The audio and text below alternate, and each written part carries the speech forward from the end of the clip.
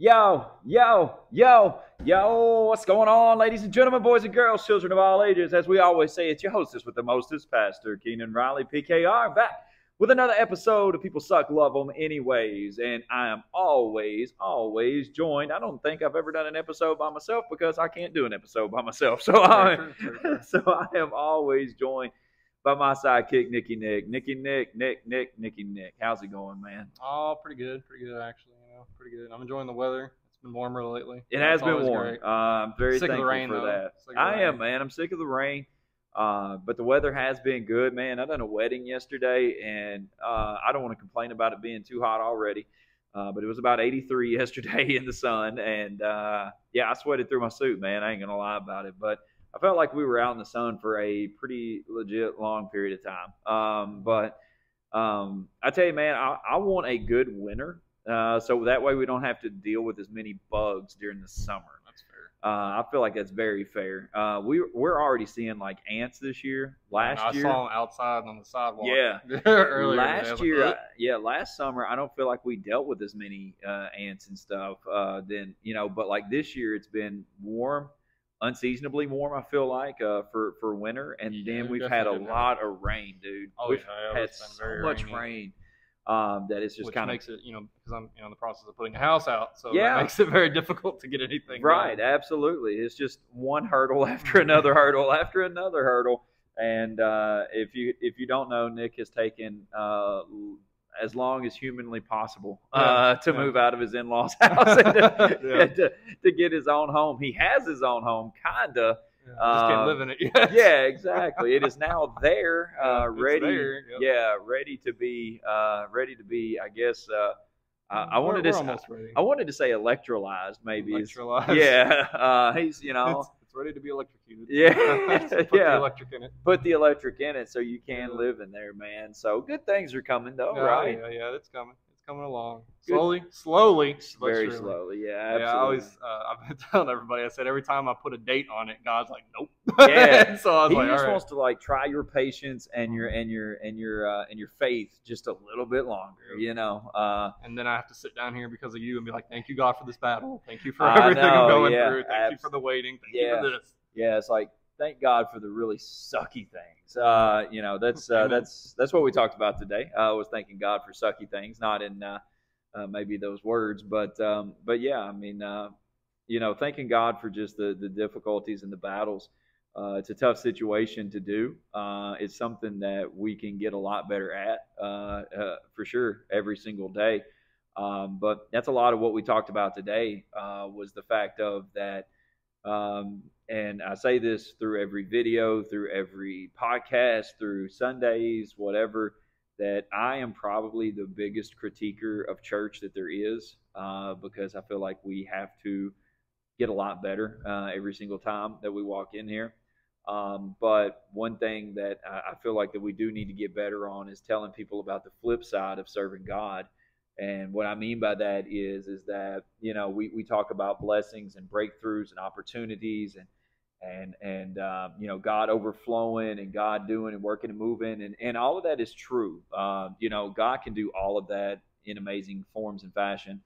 But we hardly ever tell anybody about battles, frustrations, angers, disappointments, things like that. And because I believe it's because we know that if we were to talk about that, people are not going to be nearly as engaged, enthused, or maybe even to come back if they heard a sermon like that. But it's tough. I mean, I think there's certain things that I think people could admit to struggling with, and it would definitely change people's viewpoint of you. Like it's just like if you were to come into a church service and be like, I'm struggling with cocaine addiction, or I'm struggling with wipe your nose. I'm for the people who didn't see that. For the people who didn't see it. But to me, and I think you can understand what I'm saying is like, it's different to say I'm struggling with an alcohol addiction. I'm struggling with alcoholism versus I'm struggling with a porn addiction.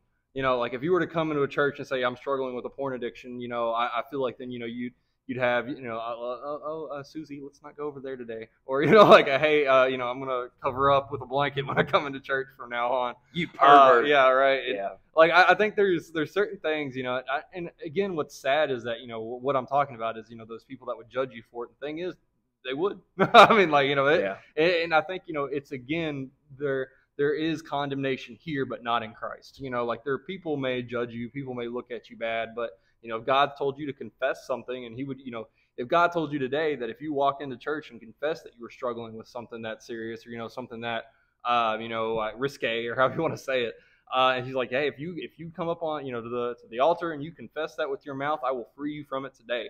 Yeah. But instead, we're like, I don't know what that lady over there is going to say about it. I don't know if they're ever going to look at me the same. And even if you're freed of it, like even if you're freed of that battle, will people look at you the same? I think too, because like we're gonna take it in a way of like you talk about drugs, you talk about alcohol, but then you talk about pornography. I think it's like you can go with drugs and alcohol, you can just go straight to the source. It's like, all right, we'll stop buying alcohol, or stop buying drugs, or whatever the case is. With let's just say let's talk about a porn addiction just for a second.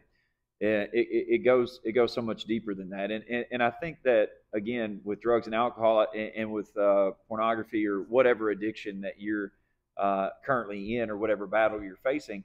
I think we all go through that for the simple fact of we try to cover and mask what the true problem is. Whether it's drugs, whether it's alcohol, whether it's pornography, or what's something else people can be addicted to? Shopping, gambling, things like that. I think it's an escape from the reality of the true pain that they're going through. And where maybe it seems like a simple answer is to quit buying alcohol or quit buying drugs or whatever. Delete the app. Yeah, it's like it goes so much deeper than just doing that. There's God has that deeper connection where people don't. Yeah. People are so surface level to see the problem rather than understand that there's something underneath that problem that they need help with, just like there's something underneath your problems that you need help with. Yeah, and where people, we get into talking about battles like we did today, where people really struggle the most is that, again, we have these services where like you are going to be blessed and highly favored, and you were made to be the head and not the tail, and you were made to be blessed, in the fields and in workplaces, in the home place, and all of this good stuff. And it's like those are really good shout me down moments that are in the Bible. I mean, they are true. But so is David facing Goliath in a battle. So is, Moses leading the children of Israel out of Egypt in many battles. So is, like what we talked about today with Elijah, watching 850 false prophets being slain, but yet at the same point in time, Jezebel putting a hit out on him and putting a target on his back. And so it's like whenever we have these battles, these situations that are going on in our lives, they can become very frustrating. They can become deteriorating to our faith. They can literally just drain us. The more that we face, the more that we become drained. And we see that in the text today from 1 Kings 19 that, that Elijah had become so drained by what he was going through and seeing and experiencing that he ran. We talked about the fight or flight process today. But he was so drained by this that he literally ran. And then he was ready to end it all. He was ready to just lay down and die because of how he felt and because of just being tired, and he was angry and he was frustrated and he was scared. And I think that comes from us not being able as a people to not process emotion correctly. I know you know a lot more about that than what I do. You did go to college. Sometimes. I did not, kind of. I went for a little while. But anyways, but, people that cannot process their feelings correctly will turn to outlets to try to release that energy and whatever energy that may be. So, like, whenever people drink or they do drugs or they watch porn or they gamble or they, shop or whatever, it's like as soon as you make that purchase or as soon as you take that drink or as soon as you, whatever the case is, pop a pill or whatever, it's like you just, it's like a, it's like, you could almost breathe again. And I felt like in Elijah's case, whenever he made it, a day away, basically, from where he was at, it was almost like to a point of where whenever he laid down and he prayed, God, this is it, take my life, I'm done, whatever. In that moment, it was almost just like a, like this is it. Yeah, this is it. This is the exhale. This is the moment where I'm just done. I'm done. But Elijah did something really good too, because even though he was talking about killing himself or talking about God taking him out, he went to God. If there's anything good that you can kind of take from that, from those verses and from those sentences right there, it is the fact that he went to God in the process, and told his feelings and basically said what was on his heart. And our biggest problem is, like what you say, we come into these places. It's sirens every week. This is so crazy, man. Like, we literally live in like a town of 1,500 people, I feel like. And yes, every Sunday while we're taping, even when we did it on Tuesday, every Tuesday, 3:53 p.m. While we're taping this Eastern Standard Time, there is sirens, and it's like the crime rate is zilch. I don't even know. Like, I don't know if they just know we're taping and they just come by and buzz the church a couple of times. But getting back to it, I feel like you said, we come into a place, a house of worship, where we are supposed to identify our problems, our fights, and our battles. And we sit so collectively put together, and so comfortable, and so like,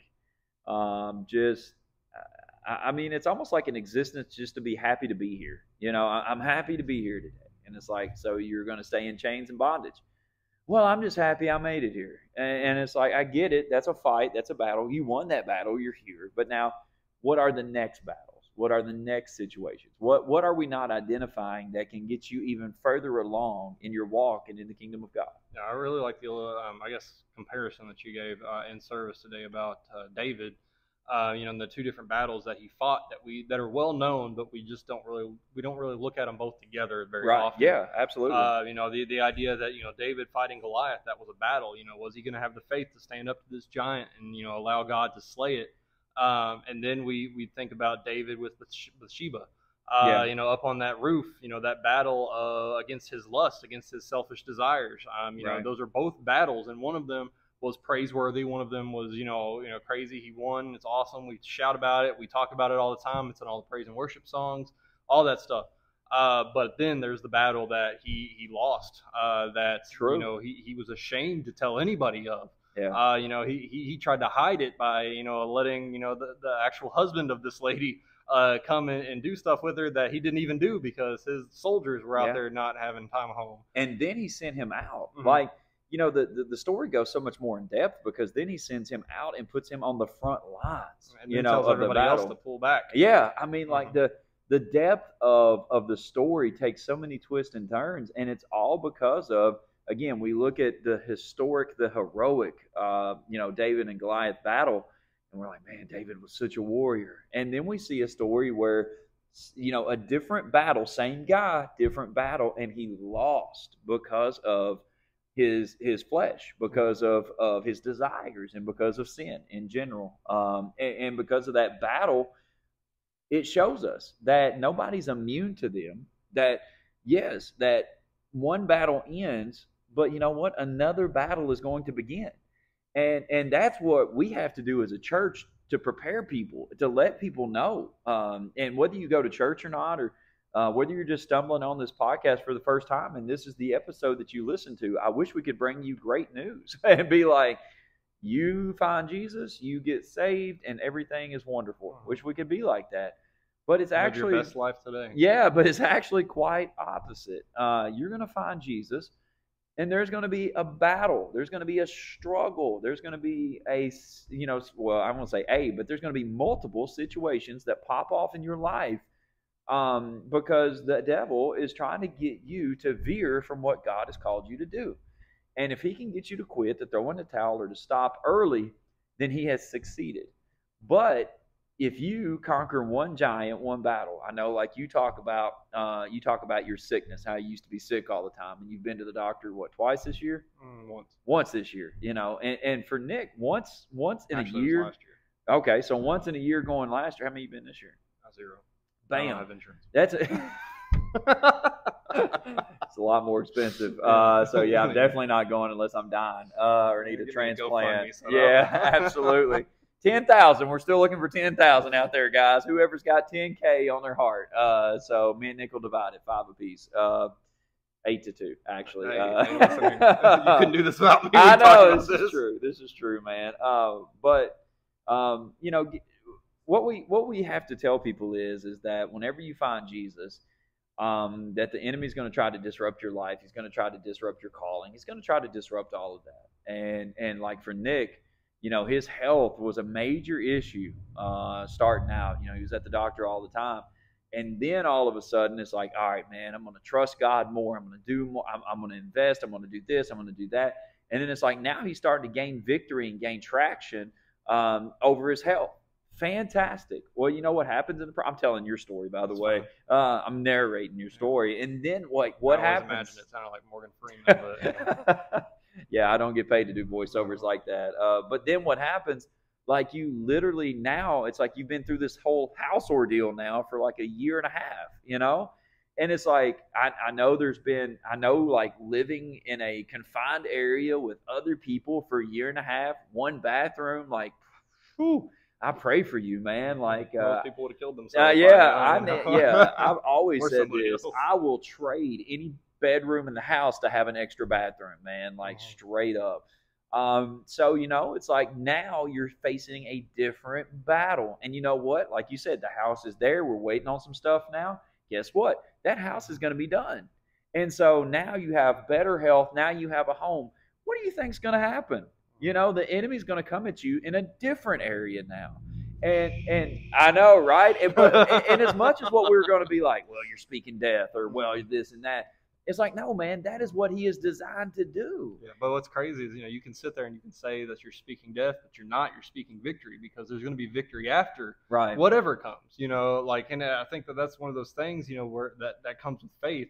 You know, you know, as you've said with this process, and we've talked about this before too, about, you know, when you're sick, it feels like an eternity. You know, when you're waiting for that, you know, that change to happen, that betterment to come. You know, as we've been waiting for this house to get finished up, you know, it feels like it's taking forever. But then, you know, when you finally get healthy and you're looking back, it's just such a small, minuscule amount of time. Right. You know, like, you know, when you're living in the blessing, all that time in the darkness just doesn't even matter anymore. Yeah. You know, it was such a small amount of your life and a small amount of time, but at the moment, it felt insane. Like, you know, it felt crazy. Exactly. Yeah. You know, and I talk to kids about this too. You know, all these people who are so, you know, these kids who are in high school and they're so caught up in relationships, and oh, you know, my whole life is over because so and so broke up with me, or you know, this one friend stabbed me in the back, or you know, this, that, and the other. It feels like the end of the world. And I was like, look, you guys don't realize that this is like, you know, the prologue to your life. Yeah. You know, if you've ever read the prologue or the introduction of a book, you know, it's just that small little section in the beginning. How old are you? How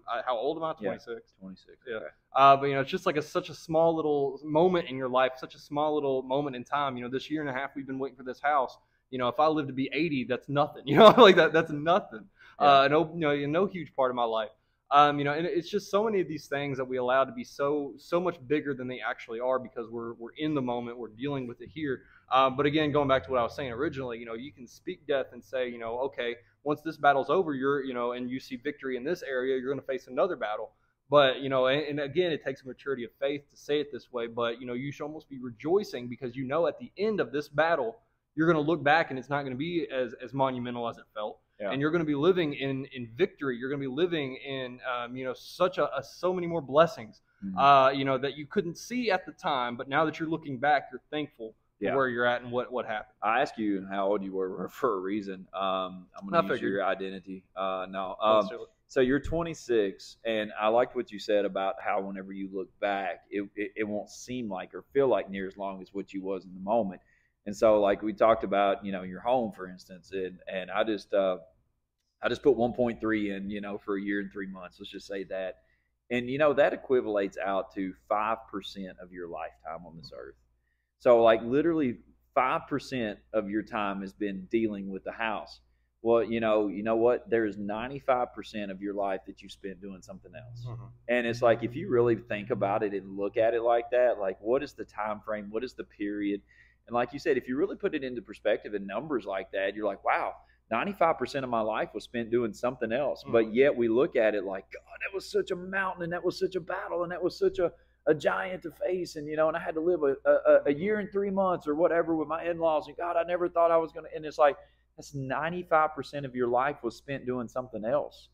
And so for battles and situations like that, I'm glad you said that because it puts into perspective about numbers and situations where it's like, we're going to look back on this one day and it's like, yeah, it was a season and it was a time and it was a battle and it was a situation. But, even with building a church and even with planting a church and even with things like that, like, there's going to be battles no matter what you do. And so we're gonna have great times, but we're also gonna have bad times. And I used to think about that. Like I used to be like, God, like what are we doing wrong? Like what are we doing wrong? Because it felt like a battle. I mean, like we have a podcast before we have a podcast every week. We have conversations and topics and whatever. And one of the conversations and topics today was before we got started was, like God, like what are we doing wrong? Like what, why aren't people coming in and why aren't people, volunteering or why aren't people doing this and why aren't people taking the reins and why aren't this and why aren't that? And it's like, it's a battle today. And it is a battle, but like at the end of the day, there's going to be a point in time where people rise up, where people do take the reins, where people do start doing stuff and things like that. And it's like, then we'll look back and go, well, how long did it take to do that? Well, 6 months or 8 months or whatever the case is. So, then you take that time and you divide it into the time that the church has been here. And it's like, whatever, like 3% of the time the church has been here, this is what we struggle with. Well, it's like, what did you do the other 97%, And for us, I think that's a good way maybe to put it into perspective about how minute or how small your battles can be. Like I have this saying that I always live by: if you're going to make a mountain out of a molehill, be ready to die on that mountain. I've told you that. I tell people that all the time. But I think that in life that we do have a lot of molehills that we make into mountains because of how maybe uncommitted we are to reading the Bible or to praying or to God in general, to the kingdom, whatever. But I do feel like that very little sensible battles sometimes become huge ordeals in our lives because we're not prepared.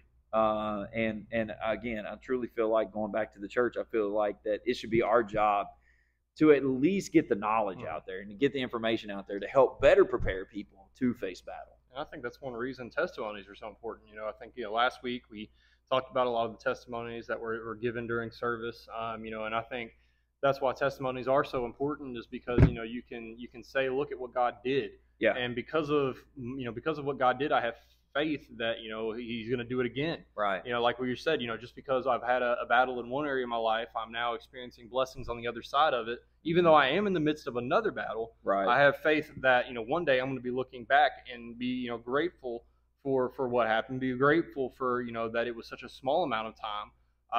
Where it could have been longer. I mean, and I think that we talk about that all the time about, neglecting how much we have to be thankful for. Yeah. It just, you take, just the amount of time that you live healthy compared to the amount of time you live sick is just a great example of that. Right. Like, again, when you're in the moment of it, that molehill may look like a mountain. It may feel like a mountain. Yep. But, then you get a little bit distance away from that, after you've gotten through it and you look back and it's just so small. Yeah. You're like, I remember when that used to be such a huge issue in my life. Right. I remember when that used to be such a big problem, but God brought me out of it. God has taken me from where, it felt and looked like a mountain to where it feels and looks like a molehill. Yeah. Or an ant stump, right, or whatever you want to call it. And so, it's just, I think we have to have that faith that, this battle, it has a purpose, and again, I think that's very difficult for us to get because we're in the middle of it. It looks big. It looks scary. It's, tormenting. It's a little scary, and it causes fear and anxiety and all these sorts of things. But we have to, I guess what I'm trying to say is when we're in the middle of these battles, we have to remember that one day it's going to be a molehill. Yeah. One day we're going to look back on this battle. And I know it doesn't feel like it when you're in the middle of it. And it's a secret that I have yet to unlock. I'll just be 100% honest. We're talking about it a lot, Yeah. but I mean, when we're in the midst, I mean, there's still days right now where the house is sitting out there, it's almost done, and I'm still like, God, is this ever going to happen? Yeah, Is this ever going to absolutely. end? What is? Seems like it gets pushed further and further out. And in those times when you're sick and you're like, God, I'm tired of being sick. I've been sick for 2 weeks. What is going on? Mm. I know I'm going to get better. I have faith I'm going to get better. I know, the outcome is going to be good. I know I'm going to experience blessings. I know that this isn't going to last forever.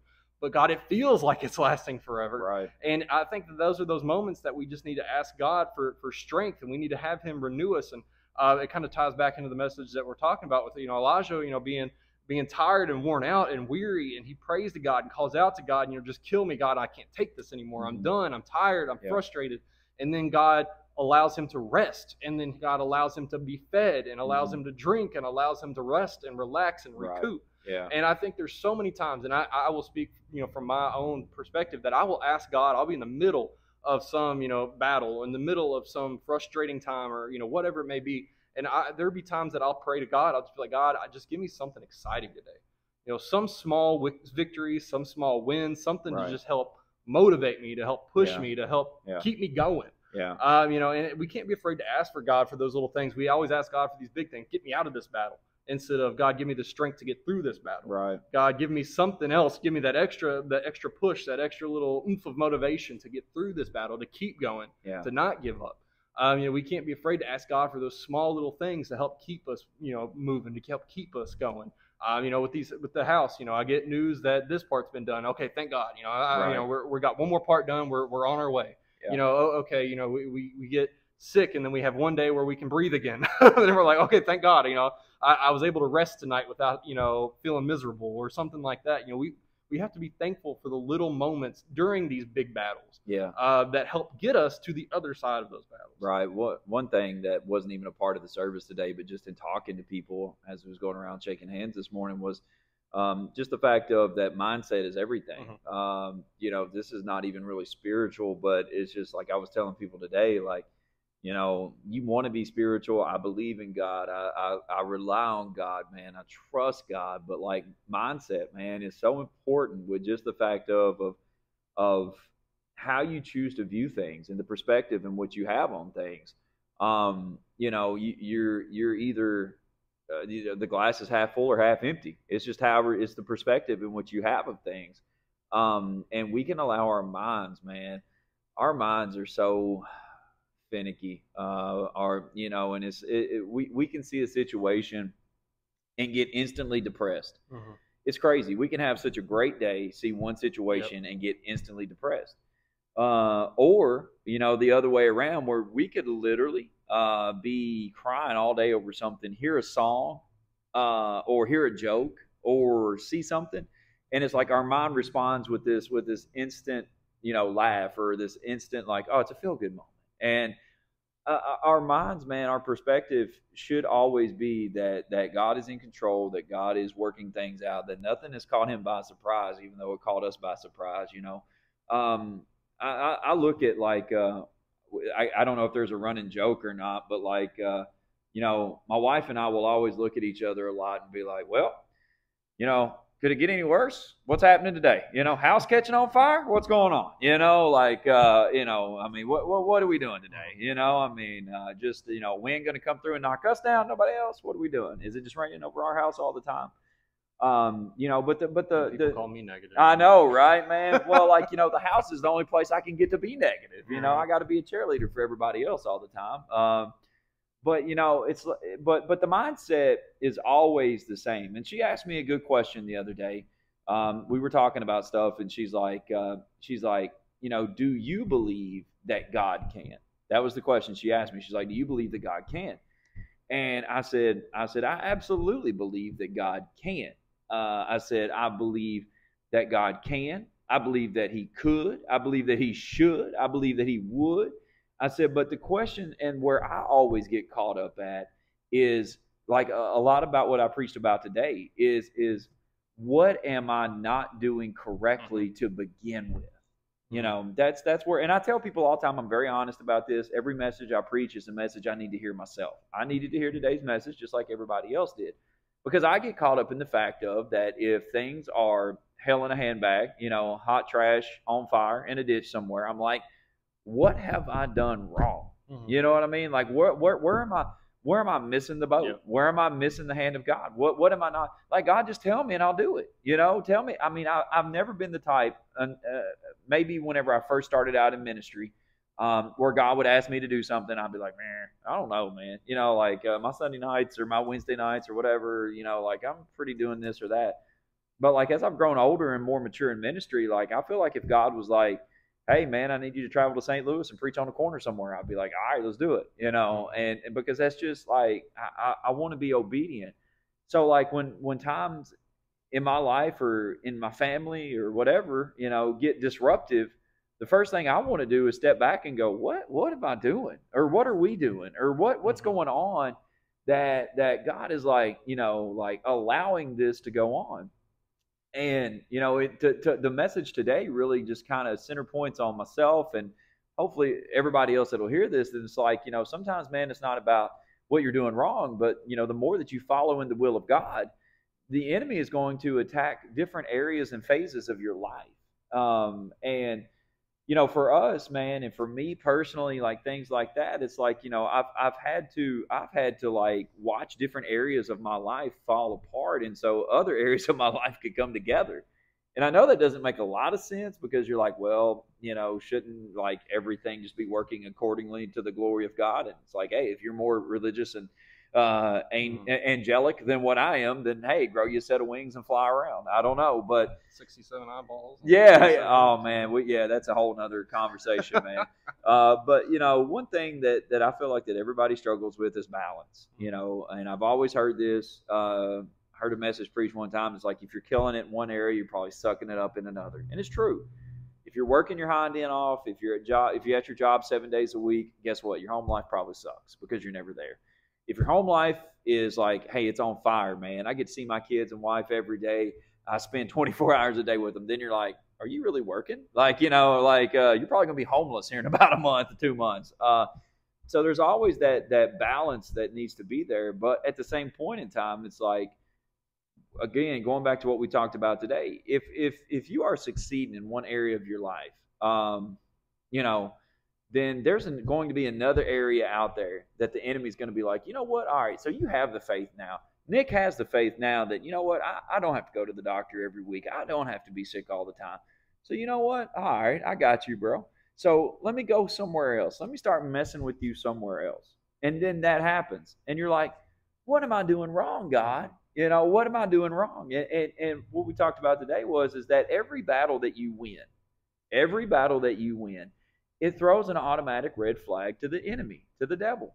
And that red flag is him going, well, now they got a victory. They got momentum. They got, their faith is increased. They saw this battle through. They won. Now they're going to become an even bigger threat to the kingdom of darkness. Not the kingdom of God, but the kingdom of darkness. So what happens?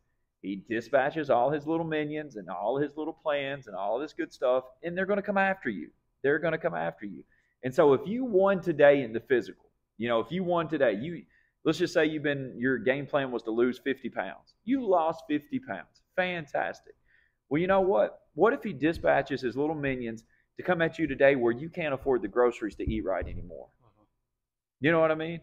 And you're like, man, thank God that I feel better about my health, but now I don't have the means to pay for it. And then you're sitting here wondering, like, God, what did I do? Like, did I do all of this work for nothing? Did I invest all of this for nothing? And now the enemy's trying to disrupt you, and it doesn't have to be like, again, from physical to financial. We say there's 4 pillars of life. Nick, what are they? Physical, emotional, mental, or financial. There we go. There we go. Yes, sir. He's got it, man. So, there's 4 areas that we always talk about: physical, financial, emotional, spiritual. That's it.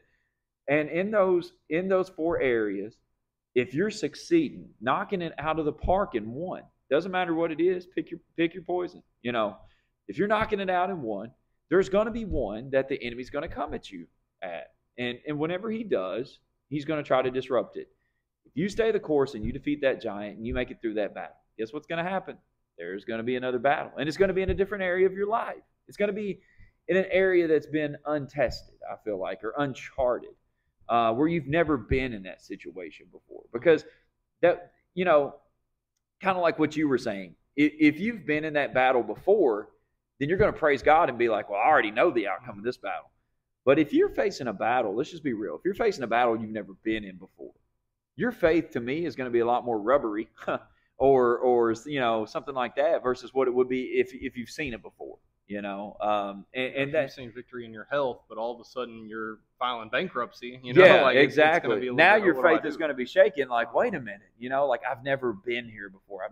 This is uncharted territory. So how can God work and move in this, or how can I overcome this to get back to a point of full victory?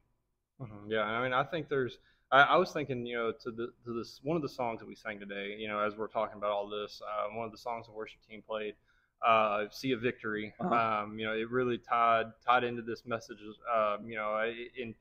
It's a song that means a lot to me. It's a song that it kind of came out at a time in my life when I wasn't seeing a lot of victory. I started listening to it a lot around when COVID was going on. There was a lot of hopelessness. There was a lot of, and I was experiencing a lot of loneliness, a lot of confusion. I was going through college, trying to finish that up. COVID was going on, all kinds of crazy stuff. I was trying, waiting to enter this new big chapter of my life after graduate. I was going to graduate college.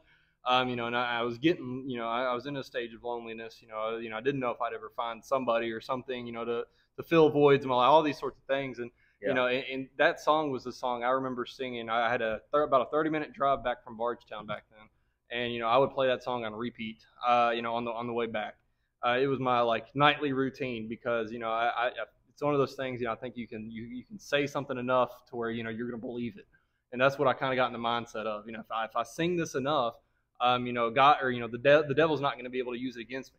In this song, it says, though the weapon may be formed, it shall not prosper. Mm-hmm. And it says, he takes, Jesus takes what the enemy meant for evil and turns it for good. Yeah. And it's just this repetitive line. I'm going to see a victory. I'm going to see a victory because the battle belongs to the Lord. And these things that I was dealing with at the time, these things that I was struggling with at the time, I just spoke that over my life time and time again. Just trying to fight this spiritual battle of, I'm dealing and struggling with loneliness. Again, we talk about, people may use pornography, they may use alcohol, drugs, or whatever to fill that void that loneliness has in their life. Yeah. And I was trying to cover that void, and fight that battle spiritually by speaking victory, by believing in victory, that, this time of loneliness, God was going to take this battle I'm in right now and turn it for good one day. Yeah. What the enemy was trying to defeat me with, God was going to bring victory in one day. Mm. And again, I've seen that. I've been married for 2 years now. I've been with the same person for a very long time. It feels like, but I'm just kidding. But he was not just kidding until I started laughing. I started laughing. Just saying. But again, it's just it's. I can say, without a shadow of doubt, again, this is a random thing that not a lot of people know about, my wife and I, but again, it was that, I may have been trying to see other people. And then, I sang the song again every time I'm coming home from work. And then God one night said, hey, talk to this person. I'm like, I've talked to this person 3 times before and didn't want nothing to do with me. Why would I talk to this person again?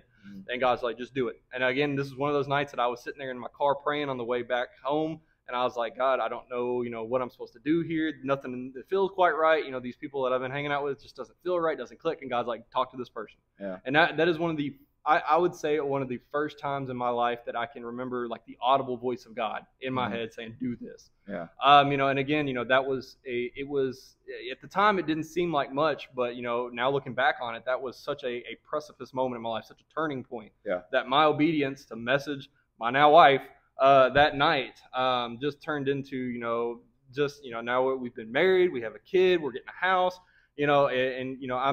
I don't feel that loneliness anymore. I have joy, I have victory in that part of my life because I spoke it, I believed it, I had faith in it that, God was going to turn this battle into a victory. And, I think there's many things in our lives right now that we're dealing and struggling with. And I know that was a very, very quick, short notes version or whatever of my testimony there. But there are things that we're dealing with, things that we're fighting and struggling with. And that song, again, it means a lot to me, but I think it should, speak, to so many different people. Yeah. That we're fighting battles every single day, but we can't be trying to cover those battles with things of this world that are shifty. I think I had the conversation downstairs on Wednesday night We were talking about not blending in and not conforming to the world. And this was a conversation back in Exodus where God told the Israelites, like, hey, don't meddle with these people, kick them out, don't make treaties with them, don't get, because they had things, different gods, rituals, prostitution, all these sorts of things that they were using to cover up these voids in their life, these things that they didn't have. And God was like, if you spend time around these people, you're going to want to do what they're doing. You're going to want to, watch pornography. You're going to want to drink alcohol. You're going to want to do this. You're going to want to do that because that's what they're doing. We neglect the power of influence. And which again just comes back to, what are you listening to on a daily basis? Are you listening to something? This is going to go back all the way to what you were talking about at the beginning there, about, are you spending time in the Word to get encouragement when you don't feel encouraged? Right. Are you spending time praising God and praying to God when you feel alone and you don't know what's going on? Or what is your priorities, basically? Exactly. Where are your priorities in this situation? If you want to get out of this battle, if you want to see victory in this battle, you have to start operating in victory. Right. You have to start doing things that's going to, and again, it may not be popular. Telling your kid you can't go to sports practice tonight because we have to go to church because we're struggling with sickness or finances or anything like that. That's not comfortable. That's not conforming to the world. That's standing out for God. But again, you have to be willing, and as we say time and time again lately, you have to be willing to get comfortable with the uncomfortable. You have to be willing to do things that aren't normal, that aren't what society expects or aren't what your kids want or what your spouse wants or this, that, and the other.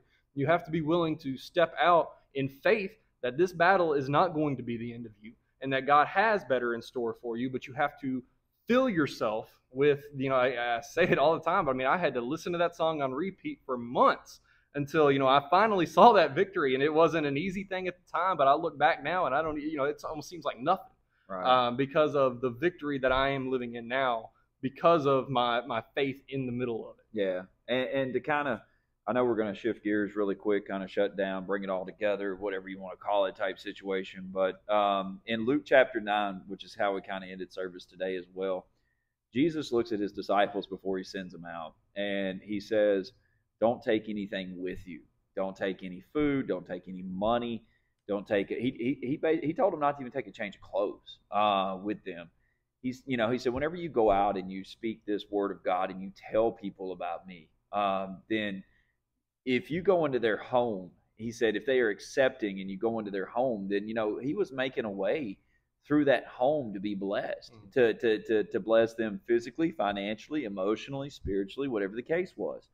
And for us, what I tried to convey the message of today was that just because we lack it doesn't mean it's a need. Just because we don't have it doesn't mean it's a need. And so for us to look at situations and be like, well, I don't have, and I know this is going to be crazy. And I feel like that the deeper that I get in ministry, faith, just walks with Jesus, whatever, like I feel like more and more, I feel like just being this crazy person. I don't know. But anyways, if you're looking and going, well, I don't have enough food to get me through till tomorrow, you're going to think I'm crazy, but that's not a need. It's a need to need him more. Is how we kind of ended service today. It's a need to need him more. If you don't have enough food in your home to survive through the day, it's not a need. I don't need more food. I need more God. I need more faith in Jesus to provide an answer. You know what I'm saying? I need more. I need more faith that he is working this battle out and I'm going to get through it. Do I need more? The answer is always I need more money. If I get more money, then all of my problems, all of my needs will be met. If you get more money and your needs are met, then your God becomes money and not God. But if you trust God through the process of needing more money and God supplies your needs through another avenue, it may be money. It may that, again, we joke about it so often. I get it. I understand it. But let me say this. There are people out there that have the means and authority to write a check, to go to the bank. I know you've said it too, and be like, you know what? I'm going to bless you today. I'm going to bless you. I'm going to take care of it. And see, in that moment, not only is that person being blessed, but the person you're giving to is being blessed. But see, it also sets up a process where it's like, you know what, now that person is not dependent upon money, but that person is dependent upon, you know what, God heard me and answered my prayer through somebody else.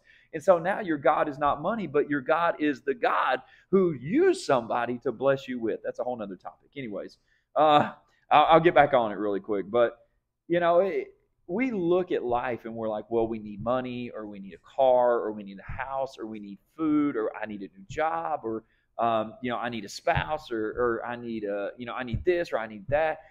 And kind of going back to what you were saying about praying there at the end, you know, it's not the fact of that we have a need, it's that we have a greater need for Him.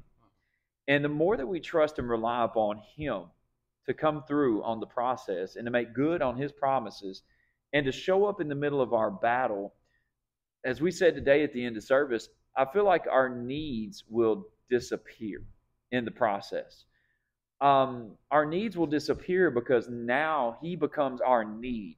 And if He becomes our need, then His ways we are now trying to emulate. You know, and His ways were what? You will be known by the way that you love me and the way that you love other people. Well, then we have this process of where we're loving God in such a way that we want His ways to become our ways. And His way is what? Well, let's go back and look really quick. We'll call them the 10 Commandments, the 10 bullet points, whatever. What's the very first one, Nick? So I can let you chime in really quick. What's the very first one? First commandment? Thou shalt not kill? No, absolutely not. No, thou shalt not put any other God before me. That's number one. That's number one on the list. So here's the deal. If we shall not put any God before Him in the process, what does that mean? It means that we're going to love Him and position Him first in our lives no matter what. And if we love Him and position Him, the one who says, what? I will supply all of your needs according to my glorious riches in Christ Jesus. He will supply our every need. It says that it will be shaken together, right? Pushed together, shaken together, pressed down, running up, all of that. Again, good stuff to shout about. But we have to understand that there's a battle that takes place in all of this. And the battle is not, the need is not, oh Lord, get me through the battle. The need is, Lord, I trust you through the battle. That's the need. And the more that we realize that He is the need within our lives, the more our needs will be met in the process. Take us out, man. Anything else you got? Anything else I got? Well, if you got about 30 more minutes. No, we don't. No, we do not. Three. We got three. No, I mean, I think it's important as we're kind of drawing it all back in together. You know, you're going to face battles, you're going to face trials, tribulations as part of being a Christian, and it's part of not being a Christian. You know, I mean, I think no matter what walk of life, it doesn't matter how much money you make, it doesn't matter, you know, who you're with, it doesn't matter what's going on. You know, you're going to have struggles, you're going to have trials and tribulations. But what separates Christians from the rest of the world is a hope and faith that no matter what we go through, no matter what we're dealing with, God is our answer. God is our provider. God will take care of us. God is our victor. We have victory through Christ. We have a hope that's, and I think you said it, you know, during service today, you know, we don't know. I mean, we talk about it all the time. We don't know how people without God are making it right now. Truly, I mean, there's fear of war in the Middle East or war in Europe, or you know, there's been COVID and all that kind of stuff that was going on, and political turmoil here in the United States. You know, gas is going through the roof again. You know, we have taxes going crazy. We have this, that, and the other. All kinds of crazy, horrible, no good, very bad things. Just like Alexander in his old book. But terrible, horrible, no good, very bad. Exactly. There's horrible stuff going on right now, and you know, I actually had this conversation with someone in my office the other day. You know, about, you know, we don't understand, you know, how people without God make it right now, because if I didn't have God, if I didn't have hope that everything was going to turn out for me one day, you know, if I didn't have hope and faith that God was going to get me through to the other side, if I didn't have hope and faith that, you know, God was my provider, absolutely. You know, not that, you know, it's not that I have hope and faith that I'm going to be a rich millionaire and everything I ever want is going to be mine. That's not what I'm saying. But what I'm saying, it would be nice. Yeah, it would be nice if anybody wants to write that check. Oh, but again, But but what we're saying is that no matter what comes our way, we're going to be provided for because God is our provider. Right. We are trusting and having faith that God is going to take care of us somehow, some way. Again, we think about all the times that God has been good to us. We have food to eat, we have things to drink, we have things to drink, we can take hot showers, we have indoor plumbing, we have sheets and multiple different outfits to wear every single day. We have vehicles, we have gas for those vehicles, we have air in the tires, we have working batteries, and we have all these different things. We all have smartphones, we all have data plans, we can all afford these things. We all, some of us have jobs that God has given us, and we all have so many different things that we often neglect because we want better, and we're ungrateful with the fact that God has given us enough right now to survive, enough right now to make it. Now, again, I do believe, I know there's another song out there right now that I like a lot, but it's just basically saying that I was made for more. And there's another song, I think it's about casting crowns. We weren't called to just survive, we were made to thrive. And I do believe that. But there's so many of us that are living in death, living in those battles, living in fear, living in anxiety, that we aren't living in the victory of Christ. We aren't believing and having faith in who He is and what He can do for us. Right. We're letting other things get the best of us. We're letting things distract us. We're not being committed. We're not being consistent. We're not being passionate for what God has called us to be consistent and passionate over. And we're not going to see success. We're not going to see victory if we're not living in what God has, planned and prepared for us. If we're not leaning on Him and resting in Him and trusting in Him, we're not going to see the more. We're not going to see the thrive. We have to trust God to help us survive before we can trust God to help us thrive. Right. And I think we get that backwards, and we're not very good at it. But I want us to get better at it. I want to get better at it. This whole conversation we've been having is things that I'm struggling with, and just as he says all the time, we struggle in the middle of these battles. We struggle with understanding the purpose. We struggle, I ask myself all the time, those questions you were just saying, why is this happening to me? What is going on? What am I doing wrong? Am I not doing enough? Am I not doing this, that, or the other? We ask ourselves those questions all the time. But again, what it comes down to is, as you said, and what we talked about at the end of service, is needing and wanting and asking for more of God. Saying, again, and as I was at this altar today praying and over it, I was saying, God, I want more of you over my finances. I want more of you over my health. I want more of you over my family. I want more of you over this, that, and the other. And I think that's where we need to start asking, not asking for more money, not asking for a better this, that, or the other, but asking that God becomes God over those things, and that God takes care of those things, and, and garners those things, and He treats us with the love that, we want so desperately from Him. So we love you. Yeah. See you. Man, you went 2 minutes over. That was almost 5 minutes, man. But Send me to hell. I know, right? We'll pray you out, man. We'll reach you out. So we love you guys so much. Again, thank you so much. As we always say before we end every episode, we hope and pray that something's been said in the time frame that we have here to maybe change a heart, change a life. If it has, man, please do not hesitate to reach out. Please do not hesitate to leave a message. You can go to our Nick. Just tell them a couple ways really quick that they can connect with us. With the podcast, we have our email, fruitionchurchky@gmail.com. You can reach out to us there. We both have Facebook, so you can reach out to. You can message Facebook or message Fruition Church on Facebook. True. Or Instagram. You can message Keenan on TikTok. You can rate and review the podcast episodes. You can click the follow button on Apple Podcasts or Spotify. You can, rate and review the episodes. You can just shoot us an email, message us. You can comment, share the video that we post, or when we share the post on Fruition Church's Facebook page. There's so many different ways. And again, we talk about all the time. Numbers isn't what we're after, but we do want to reach as many people as possible. Yeah. And as I tell, I'm in marketing, and I tell the people that come in for new hire orientation, I'm like, you guys are mini marketers. You have an audience that you can reach that I haven't been able to reach yet. And if you share my stuff, if you share our stuff, my organization stuff that I work for, if you share the church's stuff, you have a chance to reach people who need to hear about Jesus, who need to hear what we have to say in this podcast, or what God has to say through us in this podcast. Yeah. And same thing goes with church services on Sundays or Wednesday nights, whatever it may be. And so we hope that you are willing. That's not a very difficult thing to do.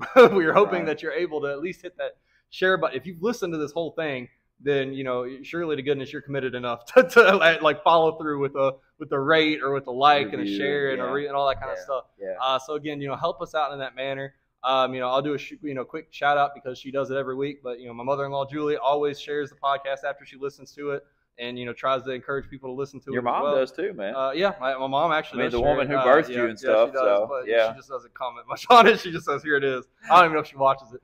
But again, she still shares it. And if you can watch it and listen to it, then you can definitely share it. Proud of my boy. I know, right?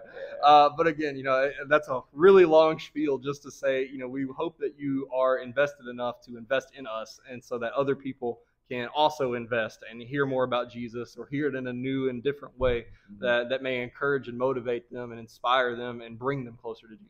Yeah, absolutely. I just want to know if you're changing your life or not. That's all I want to know. Are we making a difference? Yeah, there you go. But yeah, man, just, hook up with us. Let us know what's going on. If you're enjoying this whole situation, if this has helped you in some way, shape, form, or fashion, man, it's always good to hear feedback like that. So we love you so much. We thank you so much. And until we see you again, be blessed.